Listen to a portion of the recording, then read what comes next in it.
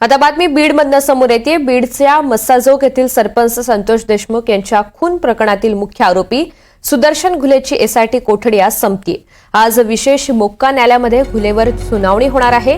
गेले 5 दिवस घुले एसआयटीच्या ताब्यात आहे। सुदर्शन घुलेच्या मोबाईलमधील डेटा फॉरेन्सिक लॅबकडून मिळाल्यानंतर त्याची चौकशी अजूनही बाकी आहे आणि त्यामुळे एसआयटी अधिकारी घुलेची कोठडी पुन्हा एकदा मागण्याची शक्यता आहे।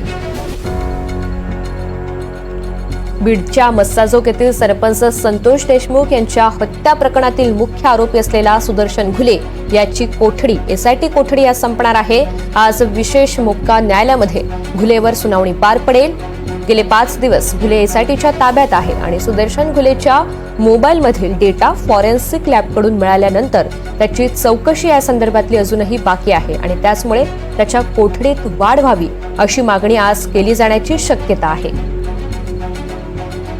एसआयटी अधिकारी घुलेची कोठडी पुन्हा एकदा मागण्याची शक्यता वर्तवली जाते आणि त्यामुळे या सगळ्या संदर्भातली अधिकची माहिती देण्यासाठी आपल्यासोबत स्वानंद पाटील आहेत। स्वानंद, किती वाजता ही सुनावणी होणार आहे आणि आज एसआयटीचे अधिकारी नेमकी काय मागणी करू शकतात?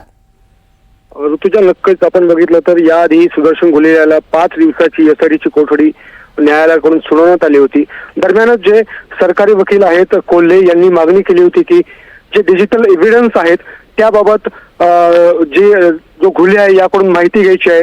त्याचा जो एक फोन आहे त्याचे लॉक देखील अद्याप उघडलेलं नाहीये आणि हीच चौकशी करण्याकरता ही जी पोलीस कोठडी ही मागण्यात आली होती आणि या कोठडीत आता नेमकं या 5 दिवसात काय तपास झाला हे आज न्यायालयात समोर येणार आहे। साधारण 11 ते 11:30च्या दरम्यान ही सुनावणीला सुरुवात होईल अशी माहिती समोर येते आणि नेमका आज काय युक्तिवाद होतो आणि किती दिवसाची कोठडी मागतात का न्यायालयीन कोठडी मिळते याकडे सर्वांचं लक्ष लागलेलं आहे। ऋतुजा, निश्चित धन्यवाद सविस्तर माहितीबद्दल।